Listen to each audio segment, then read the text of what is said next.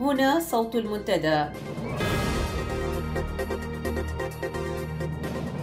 صوت المنتدى بث إذاعي يأتيكم يومي الأربعاء والسبت من كل أسبوع، ومن الساعة 8 إلى 9 مساء أيام الأربعاء، ومن 9 إلى 10 مساء أيام السبت بتوقيت إريتريا.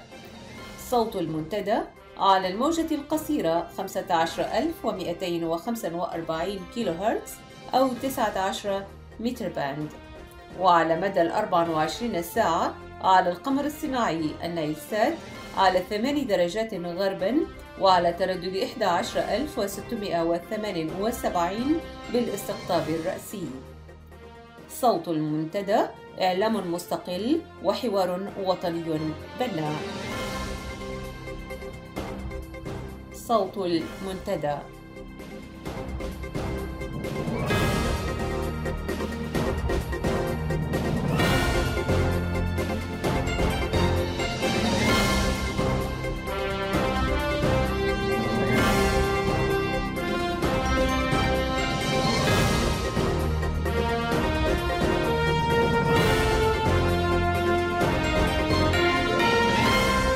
أعزائي المستمعين، مساء الخير وأهلا ومرحبا بكم في صوت المنتدى. أنا أمل علي أحييكم وأرافقكم على مدى ساعة وفريق الإذاعة، حيث نقدم لكم نشرة للأخبار. يلي بعد ذلك حوار أجريناه مع الأستاذ ياسين محمد عبد الله، وهو ناشط وحقوقي ورئيس مركز سويرة لحقوق الإنسان. حاورناه حول عمل لجنة تقصي الحقائق وقضايا حقوق الإنسان في إريتريا. بعد ذلك تتابعون مقال بعنوان بناء المفاهيم والأفكار الثورة الثانية بقلم الزميل الأستاذ محمد علي موسى. تتخلل الساعة وكالعادة منوعات غنائية عدة. أتمنى أن تبقوا معنا وأهلا بكم. من دي تسمعني انت اللي بيه خالي بيه، من دي تسمعني انت اللي بيه خالي بيه، فتيك من قبي فاتت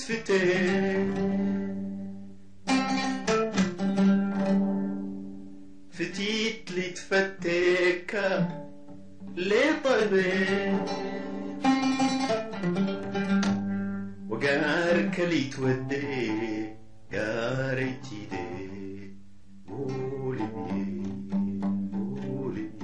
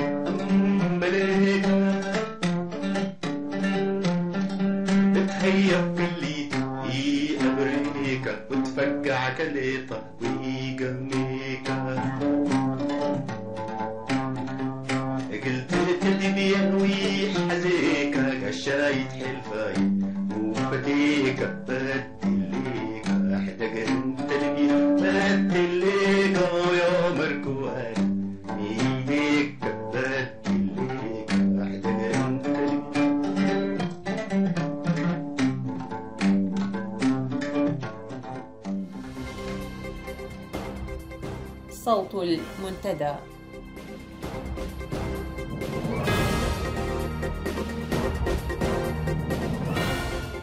في نشرة هذا المساء، المفوضية العالمية لحرية الأديان في الولايات المتحدة الأمريكية تطالب الحكومة الإريترية برفع حالة الإقامة الجبرية عن بطريرك الكنيسة الأرثوذكسية. الأخبار بالتفصيل. طلبت المفوضية الأمريكية للحريات الدينية والمعتقد حكومة إريتريا برفع حالة الإقامة الجبرية المفروضة منذ سنوات طوال على الأب أنطونيوس، وانتقدت في ندائها انتهاكات سجل حقوق الحرية الدينية والمعتقد في إريتريا، مشيرة إلى تزايد اختراقات هذه الحقوق. فقد فرضت السلطات الإريترية المستبدة الإقامة الجبرية على بطريرك الكنيسة الأرثوذكسية الإريترية الأب أنطونيوس منذ 9 أعوام، وتحديدا في 13 من يناير من عام 2006. ففي ذلك اليوم قامت الحكومة بهذه الخطوة التعسفية بعد أن جردت الأب الروحي للكنيسة الأرثوذكسية عن مهامه الروحية والإدارية على خلفية حديثه عن دولة العدل والقانون، محددة له إقامة جبرية ترصده فيها العيون وتقيده عن الحركة. ومارست الحكومة بعد ذلك القهر على 3000 احتجوا عبر صلواتهم على هذا الإجراء المنتهك للحريات، وأبعدتهم قسرا عن الكنائس وعن تجمعات الاحتجاج. كما طرقت المفوضية في معرض حديثها عن فداحة المسوغ الذي أدى إلى تقييد حرية الأب الروحي للكنيسة الأرثوذكسية، موضحة أن البطريرك طلب بإطلاق سراح المعتقلين السياسيين والصحفيين ورجال الدين الذين اعتقلوا جراء الإدلاء برأيهم أو جراء ممارسة شعائرهم الدينية، وأن هكذا طلب لا ينبغي أن يؤدي به إلى تقييد حريته لبرهة من الزمن، ناهيك عن الحجر الأبدي الذي يتعرض له، منوهة إلى أن حالته الصحية الراهنة تستدعي الرعاية العاجلة. هذا وقد أعربت أيضا عن انشغالها البالغ من سياسات النظام الحاكم في إريتريا حيال انتهاكاته السافرة والمتكررة لحرية الأديان والمعتقد في إريتريا.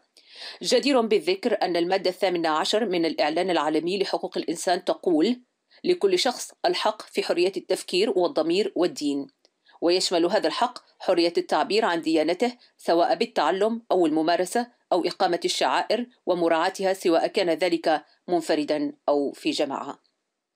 وعلى النقيض من هذه المواثيق الإنسانية العالمية، نجد أن حكومة الاستبداد للطاغية إسياس أفورقي مارست أبشع صور التحكم وتكميم الأفواه أمام كل الحقوق والحريات، بدءا من حق الحياة وحرية الحركة وحرية الرأي وحرية التدين والاعتقاد.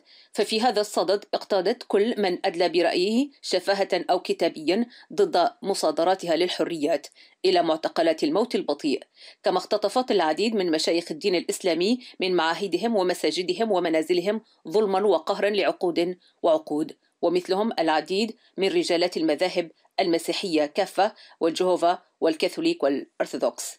وفي خاتمة هذا الخبر تود إذاعة المنتدى أن تهيب بكل مناضلي الحرية والعدالة الإريتريين بضرورة تصعيد نضالاتهم الواعية والمنظمة والمتحدة في كل مناطق تواجدهم لتمكين الشعب الإريتري من إدارة أمره بنفسه بعيدا عن وصاية العصابة الاستبدادية الحاكمة، فحتما ستستجيب مكرهة سلطة الاستبداد تحت وقع نضالتهم.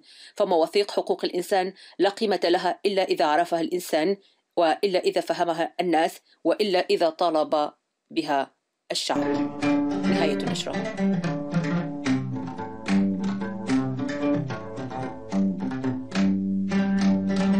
يا مركزي كون ويدليك ما زاد فتيها والتاريخ، يا مركزي كون ويدليك ما زاد فتيها والتاريخ،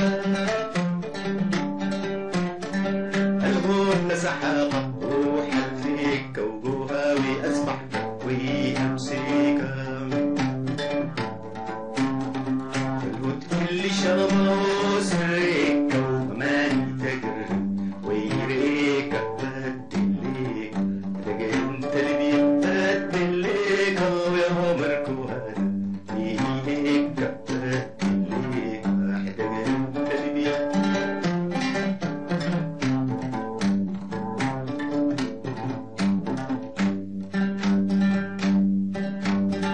والله بكرك وتفانيك ونديك سمع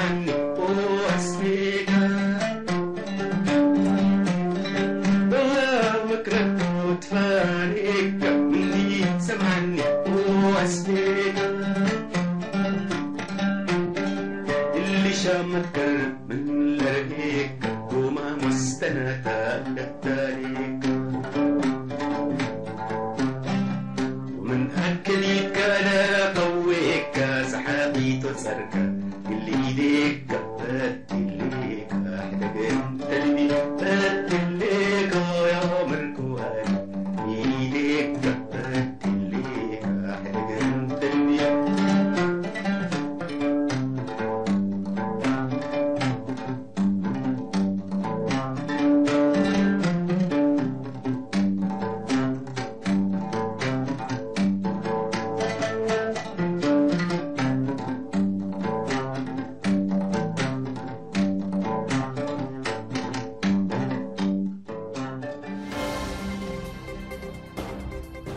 صوت المنتدى.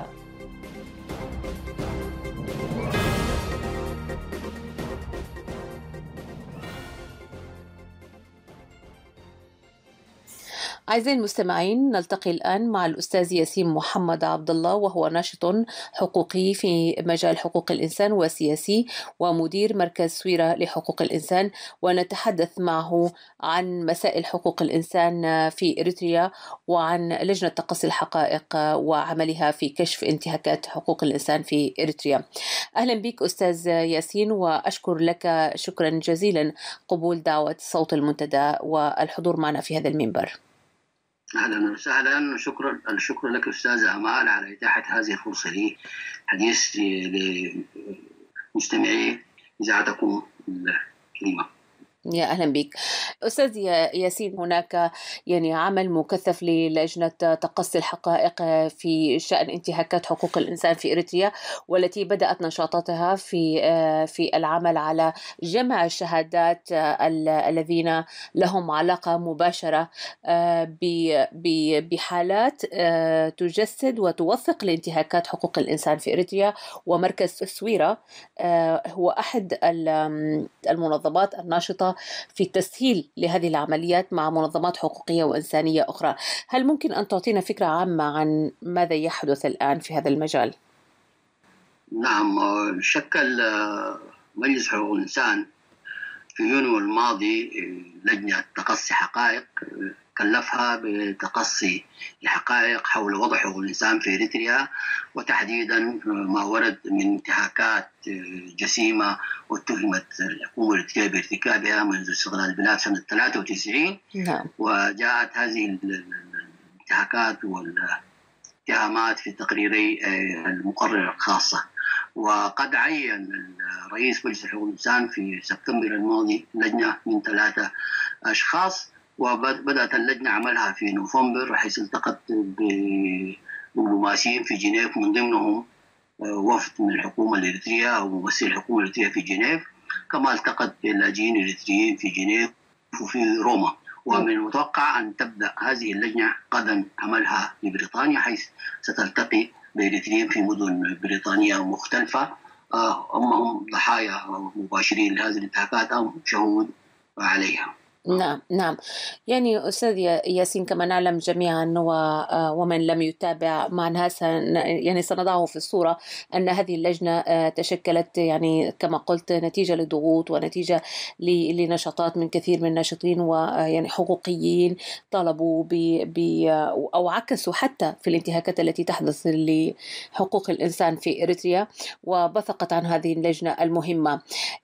أهمية أن نشارك في هذه اللجنة من أين تأتي وما هي الضمانات؟ البعض يتحسس بأن مشاركته قد لا تجدي أو قد لا تكون ذات أهمية، أو قد يكون هناك نوع من عوامل الخوف في الإدلاء بشهادات معينة.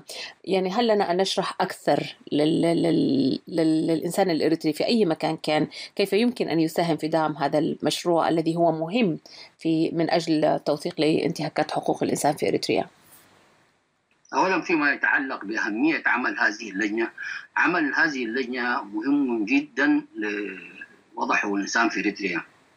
فالمجتمع الدولي بعد أن بذل العديد من الجهود من خلال هيئاته المختصة بحقوق الإنسان، توصل إلى قرار باتخاذ إلى تشكيل هذه اللجنة من أجل التأكد من هذه الانتهاكات، ومن ثم رفع تقرير بها للجهات المعنية وتقديم توصيات لكيفية تحسين وضع حقوق الإنسان في إريتريا. نعم. الجانب الآخر في عمل هذه اللجنة هو جانب توثيقي، توثيق للانتهاكات العريضة والجسيمة التي ارتكبت في إريتريا، حيث تلتقي اللجنة من خلال إمكانياتها الضخمة بالعديد من الإريتريين في مختلف أنحاء العالم، وستتلقى الرسائل من الإريتريين من مختلف أنحاء العالم، وهذا يكون جانب توثيقي أيضا.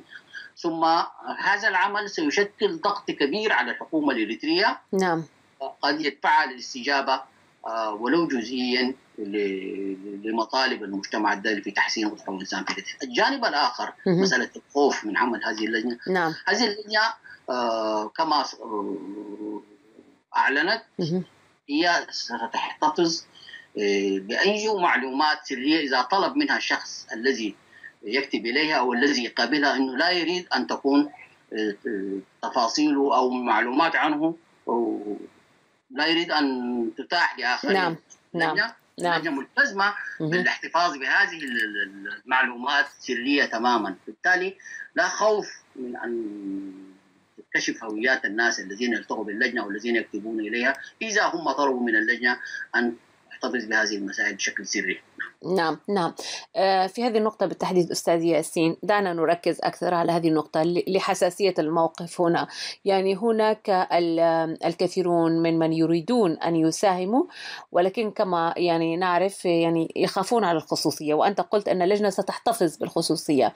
هل لنا أن نتوسع أكثر في هذه المعلومة ويعني بالتفصيل أكثر، يعني كيف يرسل هذه الشهادة وكيف وما هو الضمان أن اسمه لن يذكر؟ لأن عامل الخوف يعني بصراحة يعني ما زال موجود يعني في نفوس الكثيرين، ولا يتجرؤون رغم المظالم الموجودة ورغم أنها قد تمسهم مباشرة أحيانا على يعني الإقدام والإدلاء بهذه المظالم والكشف عنها.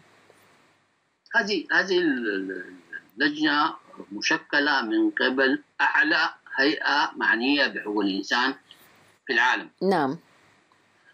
وتتكون من أشخاص قانونيين كلهم. فمن هنا تجي المصداقية، من هنا تأتي مصداقية اللجنة. هذه اللجنة أولا هي تعهدت، ثم ثاني طبيعة تكوينها يعطيها يجعلنا نصدق ما تقول. فالشخص الذي يكتب للجنة الآن، اعتقادي أنا يعني كان متاحة فرصتين، الكتابة بالبريد والكتابة بالبريد العادي والبريد الإلكتروني. قد تكون الكتابة بالبريد العادي الآن الوقت ضيق، فيفضل الكتابة بالبريد الإلكتروني للجنة. فقط الإشارة إنه الشخص لا يريد أن تعطى المعلومات التي كتبها ومعلومات عن هويته لأي جهة أخرى سوى اللجنة. نعم. هنا اللجنة تعهدت بأن تحتفظ بهذه المعلومات بشكل سلام. في اعتقادي شخصيا مثلا أعتقد أنه هذا شيء كافي جدا ويجعلني يطمئن، ويفترض أن يجعل شخص آخر يطمئن تماما. نعم. نعم. إذن بعد أن توضحت هذه الفكرة، دعنا ننتقل إلى محور آخر في نفس هذا المجال، وهو طبيعة الانتهاكات. ما هو التعريف الواسع والشامل لكلمة انتهاكات حقوق الإنسان في إريتريا؟ نعم، هناك حقوق عديدة قررتها المواثيق الدولية للإنسان، بدءا من الإعلان العالمي لحقوق الإنسان، ثم الاتفاقيات التي قامت على هذا الإعلان والعهود الخاصة. الإنسان يعني أول حق يمكن يكفله هذه المواثيق هو حق الحياة. نعم. حق الحياة، حقه في الحياة بالتأكيد. نعم. حقه في الحياة الكريمة. نعم. حقه في أنه في الخصوصية. حقه في أن يتحرك. حقه في أن يحكم نفسه. حقه في أن يحاسب الذين يحكموه. حقه في أن يصل إلى المعلومة بشكل حر. حقه أن يعبر عن نفسه. حقه أن يشكل تنظيم سياسي. نعم. حقه أن يشكل جمعيات. حقه أن يمارس معتقداته الدينية. حقه في أن إذا تعرض لاعتقال أن يعتقل بشكل قانوني وأن تتاح له محاكمة عادلة وفق للمعايير المعروفة. الحقوق هذه تشمل الفئات المختلفة، مثلا المرأة عندها حقوق، نعم. اتفاقيات، مهم. الطفل عنده حقوق، مهم. المعوقين، يعني هناك مجموعة من الحقوق التي تكفلها المواثيق الدولية. مهم. أي انتهاك لهذه الحقوق يعتبر انتهاك لحقوق الإنسان، والجهة التي ترتكبه يجب أن تخضع للمحاسبة. نعم. نعم. يعني إذن هي حقوق يعني اجتماعية، حقوق سياسية، يعني حقوق مدنية، حقوق متنوعة، وبالتالي في ظل انتهاك الحكومة الإريترية لهذه الحقوق من حقنا أن نطالب بأنه تسجل وتوثق هذه الانتهاكات بالنسبة لنا على مستوى أممي. ولكن كيف يمكن أن تخدم هذه اللجنة الأممية يعني هذه الحقوق، يعني وثقتها وإلى آخره؟ ما هي النتائج المتوقعة بعد ذلك؟ نعم، كما ذكرت في البداية، هذه اللجنة ستقدم تقرير عن عملها لمجلس حقوق الإنسان نعم. في يونيو القادم، وستقدم تقرير شفوي للجميع العامة. مجلس حقوق الإنسان سيأخذ هذا التقرير ويقوم بتحويله إلى الأمين العام للأمم المتحدة والجهات الأخرى المعنية لاتخاذ الإجراءات المناسبة. نعم. الجهات الأخرى المعنية. مهم. إضافة إنه اللجنة في تقريرها ستتقدم بتوصيات، مهم. من أجل يعني تحسين وضع حقوق الإنسان في إريتريا. هذه التوصيات طبعا يفترض أن تقدم للحكومة الإريترية، وهذا طبعا هنا يعني هذا الأمر يتوقف على استعداد الحكومة الإريترية أن تتعاون مع المجتمع الدولي فيما يتعلق بالانتهاكات التي ارتكبت، واستعدادها في أن تطور أداء وتطور وضع حقوق الإنسان في إريتريا. فهناك جانب التوصيات، وهناك جانب طبعا في أشكال معينة من الانتهاكات اعتقادي لا تصلح معها نعم. التوصيات، إنما هي شكل من أشكال الجرائم التي يستحق الذين ارتكبوها أن يقدموا لمحاكمات عادلة. نعم. نعم. إذن يعني دعني أيضا أنقلك إلى محور أكثر يعني جدلية في هذا الموضوع. يعني الحكومة الإريترية الآن هذا ما نفعله نحن يعني من جانب نضالنا ضد حكومة تنتهك يعني حقوقنا كشعب بكل جوانبها، سياسية، اجتماعية، إنسانية وغيرها. ولكن هناك يعني شيء أكبر، يعني آخرون يقولون يعني أنه هذه الحكومة يعني حتى لو يعني أتيت لها بمحاضر وتوثيقات وغيره لا تهتم. يعني فما الضمان إلى أن هذه الحكومة ستستمع وتغير؟ ونحن خاصة إذا نقلتك إلى المشهد السياسي هناك مطالبة بتغيير هذه الحكومة أساسا من جذرها، لأنها لم تحقق مطالب الشعب، وأنها تنتهك ويعني تغتصب حقوق الشعب من الألف إلى الياء إذا ما صح القول. موضوع تغيير الحكومة هذه مهمة سياسية، هذه مهمة القوى السياسية، هذه ليست مهمة عمل حقوق الإنسان. نحن يعني قضايا حقوق الإنسان لا تحتمل الانتظار حتى لو في حكومة ليوم واحد. نحن معنيين بالتعاطي، بالذات المجتمع الدولي، بالتعاطي مع هذه الحكومة من أجل تحسين. كمثال هناك آلاف معتقلين في إريتريا. نعم. لن تنتظر قضيتهم قضية التغيير السياسي في البلاد، إنما إذا كان بالإمكان عن طريق هذه الحكومة أن يطلق سراحهم من خلال الضغوط على هذه الحكومة، يطلق سراح هؤلاء الأشخاص أو تحسن ظروفهم أو يقدموا محاكمات عادلة، يجب أن يتم ذلك. هذه مهمة النشطاء حقوق الإنسان، هذه مهمة مؤسسات وهيئات حقوق الإنسان. نعم. تدفع عن الناس الانتهاكات بأسرع وقت. نعم. نعم. نعم.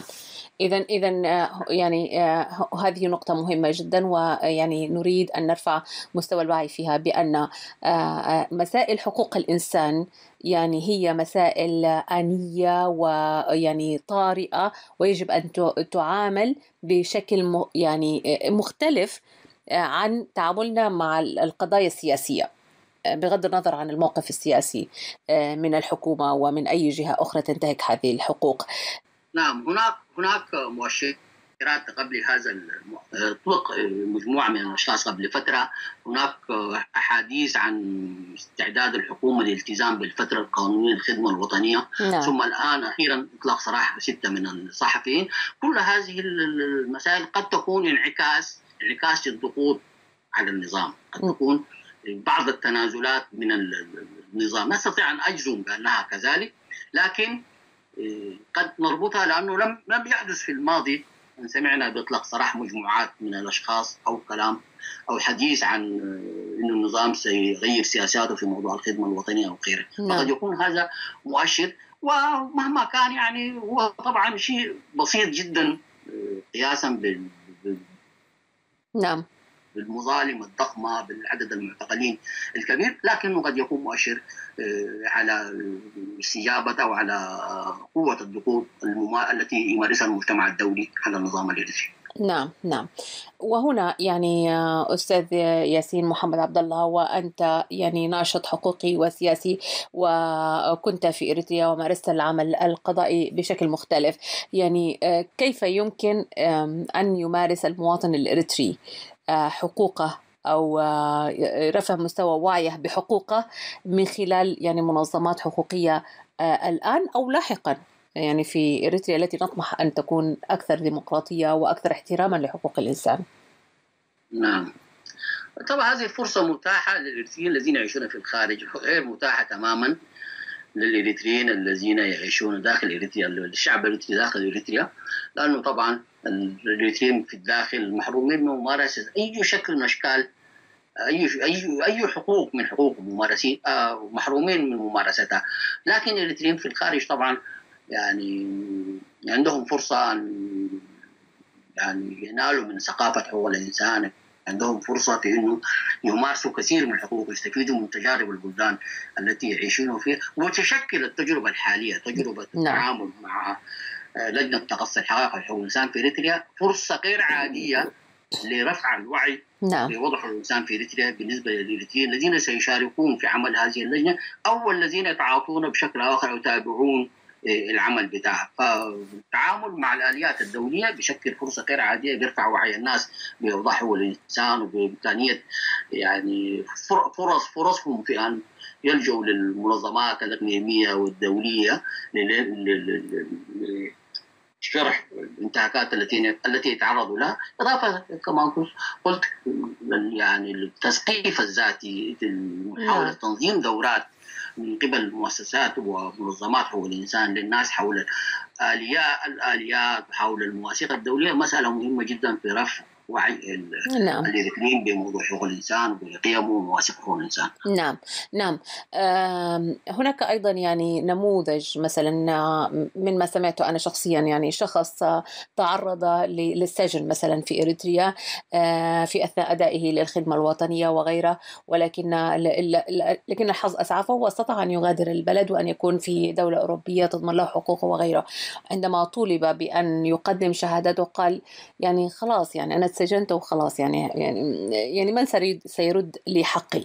هل هناك مثلا تساقط الحق بالأقدمية مثلا إذا تم اعتقال الشخص لأكثر من 20 سنة وغيره؟ هل هذا يعني يسقط عنه يعني حقه في أنه تعرض قضيته في مثل هذه اللجنة؟ ما يتعلق بهذا الشخص أو غيره. طبعا تفسير لهذه السلبية وجزء منها قد يعود الخوف لما تعرض له الإنسان ومن حالة الرعب العامة، وجزء منه قد يتعلق بالوعي، بمستوى الوعي والإدراك في أنك أنت يعني فقط لا تسعى لأخذ حقك، إنما تسعى لتجنيب الآخرين ما حدث لك. نعم. المسألة ذات جانبين، ما يتعلق بالوضع العام والانعكاسات العامة والرعب الممتد من إلى الغرب، من إريتريا إلى الغرب، يعني الخوف يلاحق الناس حتى هنا، ومستوى الوعي. الجانب الآخر هناك جرائم لا تسقط بالأقدمية بالتقادم، مثل مسألة الإخفاء القسري. هذا الإخفاء القسري يعني يعد جريمة لا تسقط بالتقادم. نعم. يعني أغلب المعتقلين في إريتريا هم ناس يعني تم إخفائهم بشكل قسري. هذه جريمة، وفي الحالة الإريترية يمكن تعد جريمة ضد الإنسانية، وبالتالي لا يمكن أن تسقط بالتقادم. نعم نعم. هناك أيضا مسألة نريد أن نوضحها هنا. مثلا أنا إذا أردت أن أقدم شهادتي لهذه اللجنة هل أستطيع أن أشهد بأنني مثلا أعرف هذا الشخص وأنه معتقل أو مخفي قسريا لشخص أو أكثر، وهل هي محدودة بمعرفة شخصية ذاتية، أم أنني أستطيع مثلا أن أعرف يعني عشرات الأشخاص معتقلين، أعرفهم إما بعلاقات شخصية مباشرة، وأعرفهم إما بأنني أعرفهم وأعرف أماكن عملهم وأن اختفوا وغيرهم من صحفيين من سياسيين وغيره. يعني ما هي الشروط للإدلاء بشهادات وتوثيقها في حق المختفين قسريا أو المعتقلين سياسيا وغيره؟ نعم، الشخص الذي قابل اللجنة نعم. سيتقدم بشهادة. نعم. هذه الشهادة سوف تكون حول انتهاكات يعرفها، يعني أما وقعت عليه بشكل مباشر، أما على أحد أقاربه، أما أحد أصدقائه، أما سمع عنها بشكل من أشخاص يثق فيهم. نعم. فالمسألة لا تتحدد بحالة واحدة أو حالتين. يمكن للإنسان أن يتحدث أمام اللجنة عن صور مختلفة من الانتهاكات. يعني ليست الانتهاكات فقط هي الاعتقالات التعسفية أو التعذيب، لا، هناك أشكال كثيرة.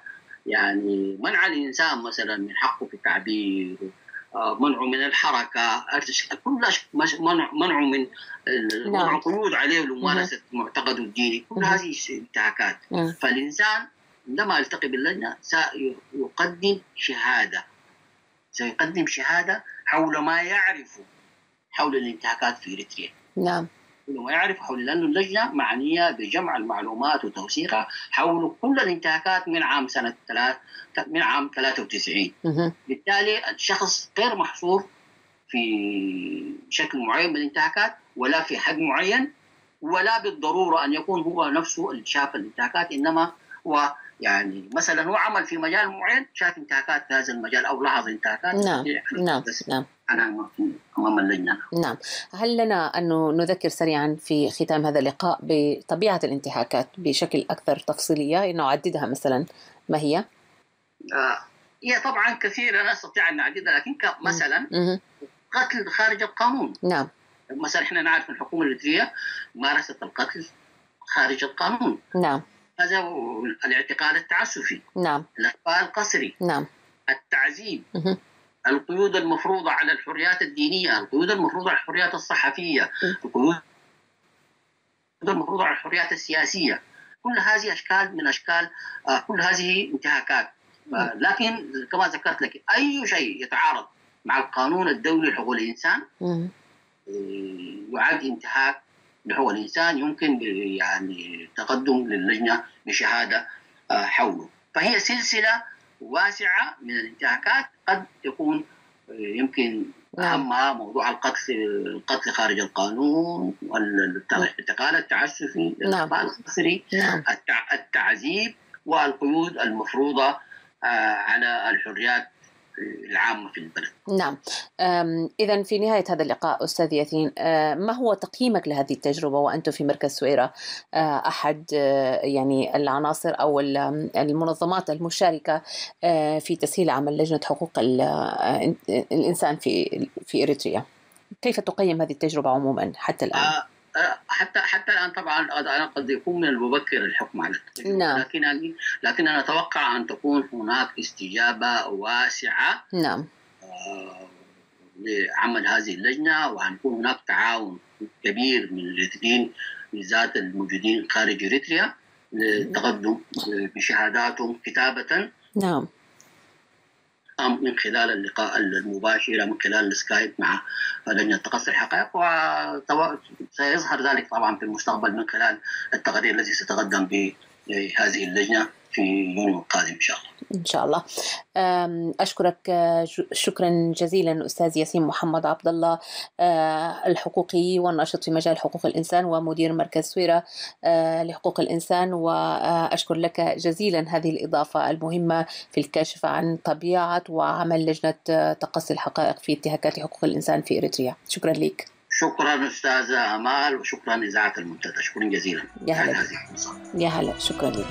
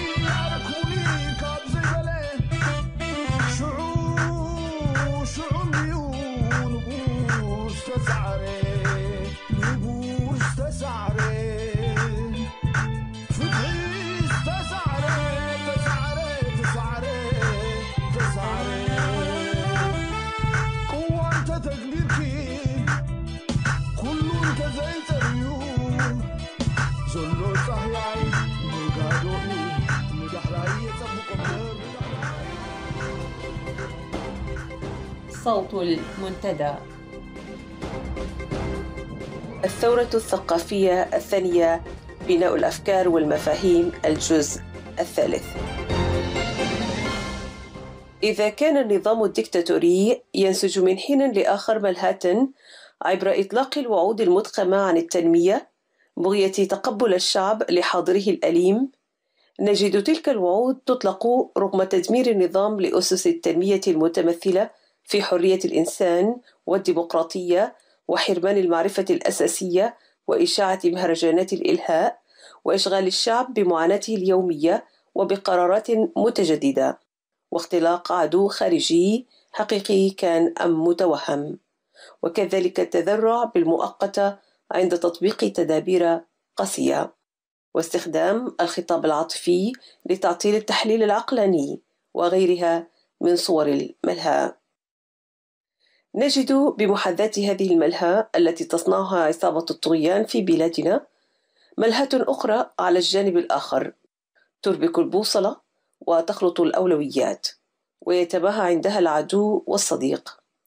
تتمثل في ظاهرة التفنن في امتهان الخلافات المختلقة والمسكونة بهاجس المؤامرة من الآخر القريب منه والبعيد لتبرير التقاعس، لدرجة تحول هذا السلوك معها إلى لدى البعض إلى عادة نضالية، فاستمرأوا وضع الكرة في ملعب الآخر وكستهم سمة اختلال الأولويات وهوس الشهرة الشخصية ومحاولة اغتيال الآخر والبكاء على الأطلال، لدرجة تدفعك معها إلى طرح سؤال مفاده: هل ما يعيق بعض شرائح المعارضة اختلاف رؤى أم غياب إرادة التغيير وكلفة استحقاقاته؟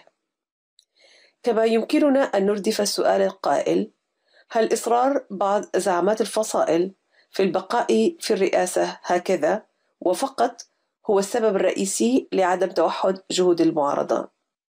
ولماذا لا تغير القوى الشبابية ذلك؟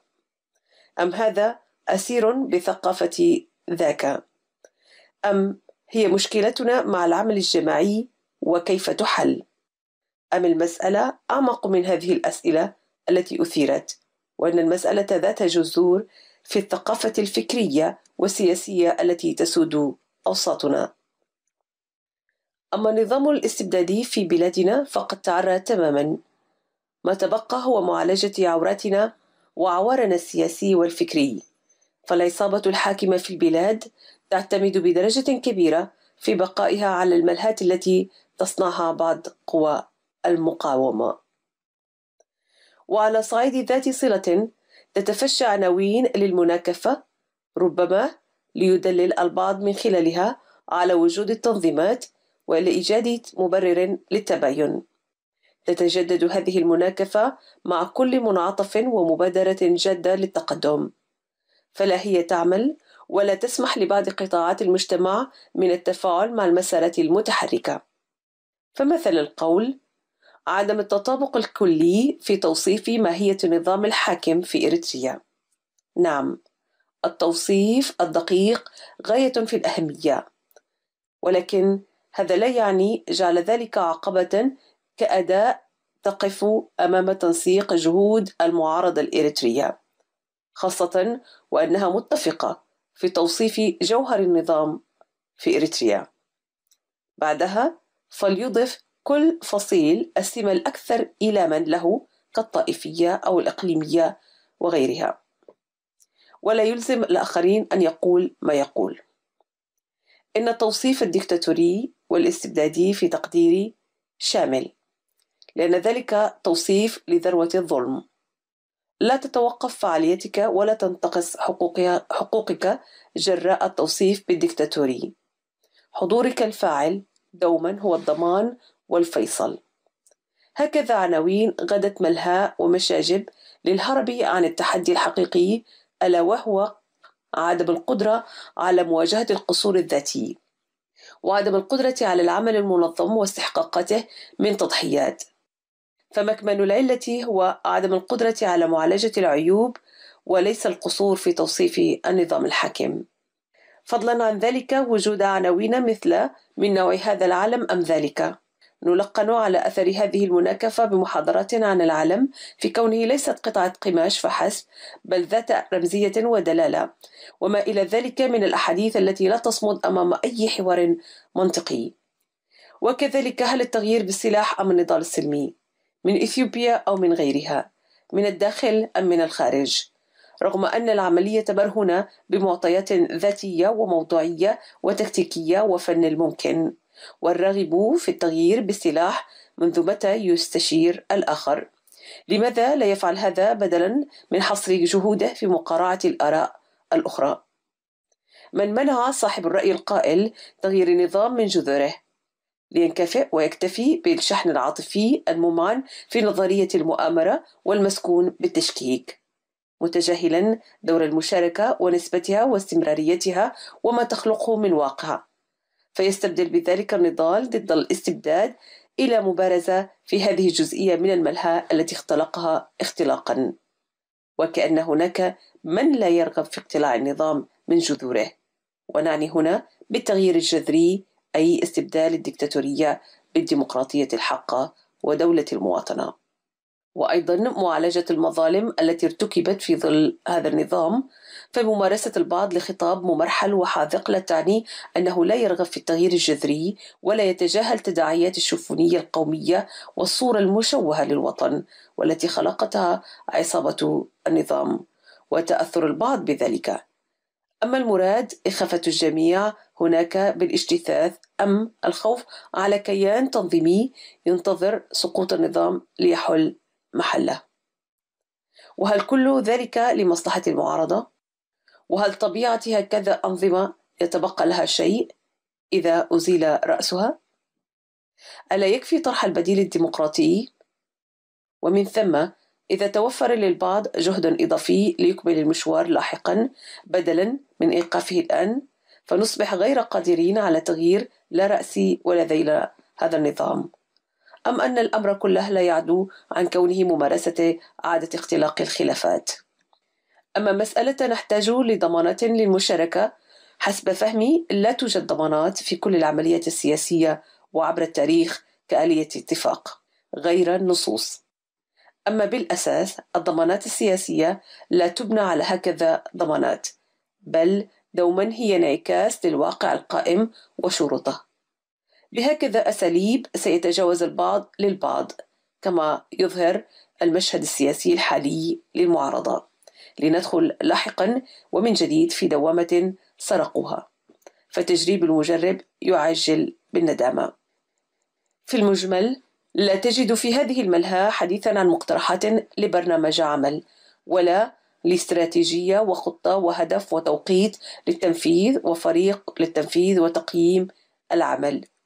يقتصر كل الحديث فيما قيل عن هذه الأجندة حديث من أجل حديث. أصدق وصفة له آلية دفاع نفسي تلقائية للهرب عن استحقاقات العمل. لا نتجاهل التباينات الناجمة عن أجواء التجارب الإريترية المريرة والمتعددة في السابق، والتي خلقت أجواء من عدم الثقة والتي لم يتجاوزها حتى الآن، لغياب فعل حقيقي مشترك يتجاوز الانشغال بمسائل خلافية ومحاولة تعرية غير موفقة لسياسات النظام إلى صناعة القوة بتنظيم الجماهير وتفعيل العناصر الثقافية والاقتصادية والإعلامية والقانونية والبحوث والتدريب والتأهيل والمنظمات والجمعيات المتخصصة. وفي تصوري لن يتم تجاوز بيئة عدم الثقة عبر عقد العديد من المؤتمرات الدورية للمحاصصات، بل بالخوض معا في التحدي المشترك بعد الاتفاق على برنامج حد أدنى. فالغلو في الاختلافات المختلقة وعدم الاختراق لإيجاد الحلول هو ما يحيل الأمر إلى ملهى تتصدر أولويات اهتمام بعض المعارضة. فالتباينات الثانوية ما كان لها أن تصمد أمام إرادات حقيقية تسعى للتغيير وتكتوي سويا بكلفته. ثقافتنا عليها تشجيع المبادرات والنجاحات لأفراد مجتمعنا في دروب العلم كافة دون تضخيم ومغالاة، وممارسة النقد بهدف التقويم والتطوير لا التثبيط والاغتيال. وفي كلا الحالتين حتى لا نقتل المبادرة والمبادر، فما زلنا كمجتمع بأول الطريق وبحث سبل الارتقاء عبر المنافسة الشريفة والنزيهة دون الانتقاص من جهد الآخر، وتبني مسالك الغيرة البناءة للهدامة، والتعرف على من أصبحت غايتهم التمحور حول ذواتهم الفردية عبر إجادتهم فن تسويقها ضمن الشعارات الوطنية العامة، والحكم على الفكرة أو الرأي دون أحكام سلبية مسبقة عنها أو عن قائلها. نجاحنا الحقيقي يعتمد على بناء قدراتنا وليس على هدم بناء الآخر أو على حسابه. والحقيقة التي لا يعيرها الكثير منا الاهتمام وتدخلنا في متاهات لا نهاية لها هي عدم الحديث بلغة النسبية بمعنى الصحيح والأصح، فيتطرق أحدنا لأحد الأسباب لنجاح أو إخفاق موضوع معين قد لا يكون مخطئ في اختياره للعامل والسبب، لكنه مخطئ في ترتيب نسبة تأثير هذا العامل والسبب. وعلى خلفية ذلك نجد ذاكرة المعلومات الإريترية مليئة بتفسيرات غير دقيقة لأحداث عدة، وهذا التفسير غير الدقيق يؤدي إلى بحث المعالجات في غير دروبها. الدين في حد ذاته هو الحق المطلق، وما نفهمه عن الدين هو حقيقة نسبية، وإن الخلط بين الأمرين هو ما يؤدي لتفريخ توجهات متطرفة، باعتقاد الجهات المتطرفة أن ما فهمته عن الدين هو المطلق والحق. قضيتنا سياسية بدرجة أساسية، وثقافتنا الإريترية في عمقها الراسخ تعايشية وحكيمة.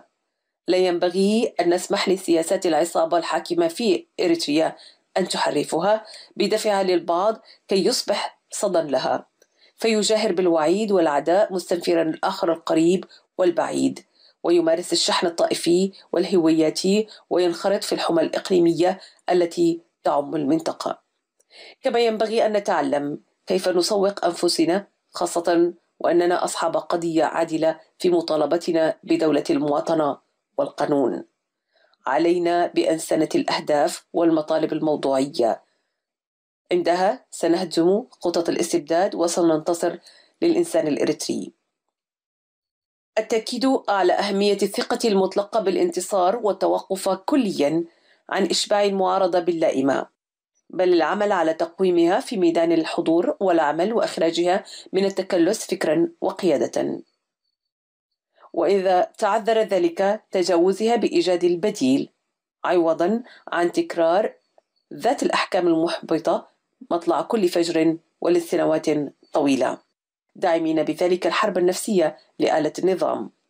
يحضرني هنا رأي كان سائدا بدرجة كبيرة في نهاية الثمانينات والقائل إن فصائل الثورة الإريترية غير قادرة على طرد المحتل الإثيوبي إلا بتوحدها، ولكن جاء التحرير دون تحقق هذه النبوءة.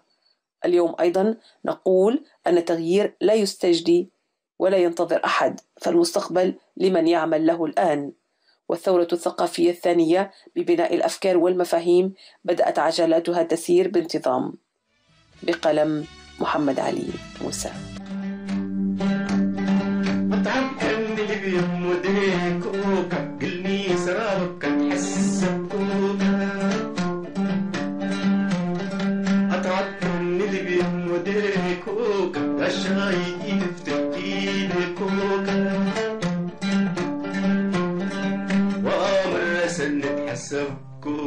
كم جديد كايكون واحد حزوتك تسبح أمس الفجر جوكا وتبلك أمر كفول ليك بدي ليك أحدق أنت بدي بدي ليك ويا مركوان إيديك بدي ليك أحدق أنت بدي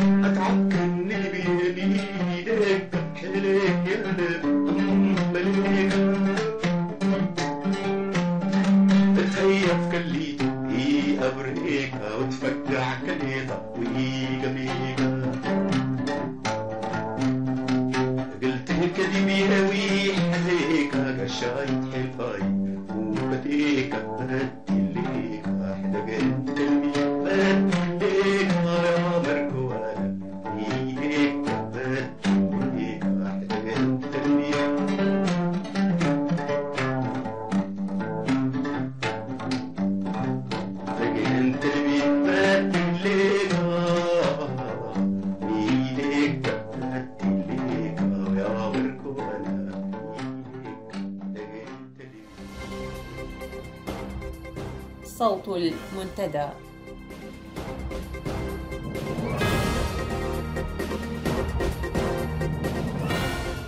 في نشرة هذا المساء، المفوضية العالمية لحرية الأديان في الولايات المتحدة الأمريكية تطالب الحكومة الإريترية برفع حالة الإقامة الجبرية عن بطريرك الكنيسة الأرثوذكسية.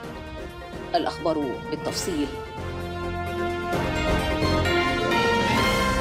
طلبت المفوضية الأمريكية للحريات الدينية والمعتقد حكومة إريتريا برفع حالة الإقامة الجبرية المفروضة منذ سنوات طوال على الأب أنطونيوس، وانتقدت في ندائها انتهاكات سجل حقوق الحرية الدينية والمعتقد في إريتريا، مشيرة إلى تزايد اختراقات هذه الحقوق. فقد فرضت السلطات الإريترية المستبدة الإقامة الجبرية على بطريرك الكنيسة الأرثوذكسية الإريترية الأب أنطونيوس منذ 9 أعوام، وتحديدا في 13 من يناير من عام 2006. ففي ذلك اليوم قامت الحكومة بهذه الخطوة التعسفية بعد أن جردت الأب الروحي للكنيسة الأرثوذكسية عن مهامه الروحية والإدارية على خلفية حديثه عن دولة العدل والقانون، محددة له إقامة جبرية ترصده فيها العيون وتقيده عن الحركة. ومارست الحكومة بعد ذلك القهر على 3000 احتجوا عبر صلواتهم على هذا الإجراء المنتهك للحريات، وأبعدتهم قسرا عن الكنائس وعن تجمعات الاحتجاج. كما ترقت المفوضية في معرض حديثها عن فداحة المسوغ الذي أدى إلى تقييد حرية الأب الروحي للكنيسة الأرثوذكسية، موضحة أن البطريرك طلب بإطلاق سراح المعتقلين السياسيين والصحفيين ورجال الدين الذين اعتقلوا جراء الإدلاء برأيهم أو جراء ممارسة شعائرهم الدينية، وأن هكذا طلب لا ينبغي أن يؤدي به إلى تقييد حريته لبرهة من الزمن، ناهيك عن الحجر الأبدي الذي يتعرض له، منوهة إلى أن حالته الصحية الراهنة تستدعي الرعاية العاجلة. هذا وقد أعربت أيضا عن انشغالها البالغ من سياسات النظام الحاكم في إريتريا حيال انتهاكاته السافرة والمتكررة لحرية الأديان والمعتقد في إريتريا. جدير بالذكر أن المادة 18 من الإعلان العالمي لحقوق الإنسان تقول: لكل شخص الحق في حرية التفكير والضمير والدين، ويشمل هذا الحق حرية التعبير عن ديانته سواء بالتعلم أو الممارسة أو إقامة الشعائر ومراعاتها سواء كان ذلك منفردا أو في جماعة. وعلى النقيض من هذه المواثيق الإنسانية العالمية، نجد أن حكومة الاستبداد للطاغية إسياس أفورقي مارست أبشع صور التحكم وتكميم الأفواه أمام كل الحقوق والحريات، بدءا من حق الحياة وحرية الحركة وحرية الرأي وحرية التدين والاعتقاد. ففي هذا الصدد اقتادت كل من أدلى برأيه شفاهة أو كتابيا ضد مصادراتها للحريات إلى معتقلات الموت البطيء، كما اختطفت العديد من مشايخ الدين الإسلامي من معاهدهم ومساجدهم ومنازلهم ظلما وقهرا لعقود وعقود، ومثلهم العديد من رجالات المذاهب المسيحية كافة والجهوفا والكاثوليك والأرثوذكس.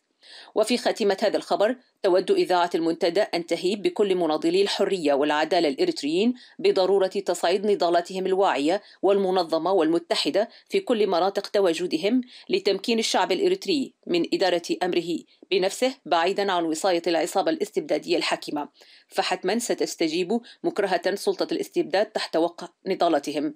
فمواثيق حقوق الإنسان لا قيمة لها إلا إذا عرفها الإنسان، وإلا إذا فهمها الناس، وإلا إذا طالب بها الشعب. صوت المنتدى. إلى هنا مستمعي الكرام نأتي لختام هذه الساعة. نتمنى أن نكون قد قدمنا لكم كل ما هو مفيد ومعلوماتي. إلى أن ألقاكم يوم السبت القادم، لكم تحياتي وتحيات زملائي في الإذاعة، وتصبحون على خير.